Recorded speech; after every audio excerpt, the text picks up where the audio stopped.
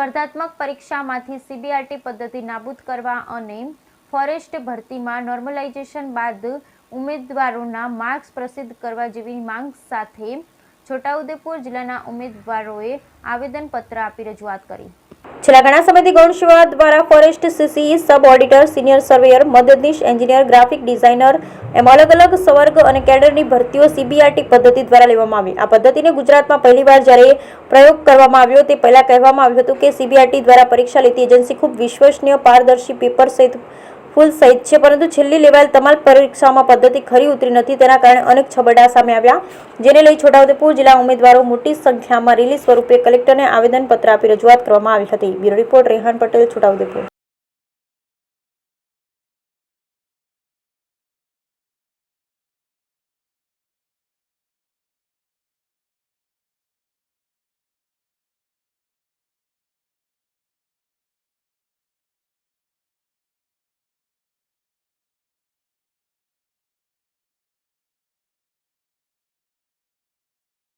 કાલે હસમુખ પટેલ દ્વારા ટ્વીટ કરવામાં આવેલ છે કે જે ઉમેદવારોનું મેરિટ લિસ્ટમાં નામ આવેલ છે એમનું એટલું મતલબ કે એમના એટલા માર્ક્સ જાહેર કરવામાં આવશે ને, તો અમને કેવી રીતે ખબર પડશે કે એમના કેટલા નોર્મલાઇઝેશન સાથે માર્ક્સ વધ્યા કે અમારી સાથે હતા એમના પણ નામ આવી ગયેલ છે, તો અમારું કેમ આવેલ નથી?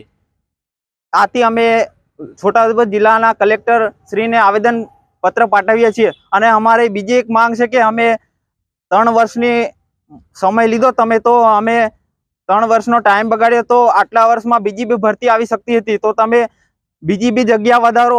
આટલા બધા યુવાનો છો તો તમે 50 ગણા બોલાવો તો બી આટલામાં જગ્યા ભરાઈ જશે, તો અમારું શું છે?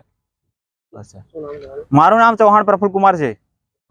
થી કલેક્ટર સાહેબને આવેદન પત્ર આપવા આવેલા છે કે ફોરેસ્ટ ગાર્ડમાં જે છળબળા થયેલા છે કે જે ઓનલાઈન પદ્ધતિ છે એ પદ્ધતિમાં અમારે જે યોગ્ય રીતે અમને માર્ક્સ નથી મળ્યા, એના કારણે આ અમે છોટાઉદેપુર તાલુકામાંથી જેટલા આખો જિલ્લો છે એમાંથી જે કલેક્ટર સાહેબને આવેદનપત્ર આપે કે ઓનલાઈન પદ્ધતિ બંધ કરે અને જે અમારા માર્ક્સ નથી બતાવતા એ બધા સ્ટુડન્ટ્સને, જે પાસ થયેલા ઉમેદવારો અને નથી પાસ થયેલા બધા ઉમેદવારોને અમારે માર્ક્સ નોર્મલાઇઝેશન થયા એની હંગાતે અને પહેલાના જે માર્ક્સ છે એની હંગાતે અમને પૂરેપૂરા માર્ક્સ બધાને માર્ક્સ બતાવે એવી અમારે નમ્ર વિનંતી છે।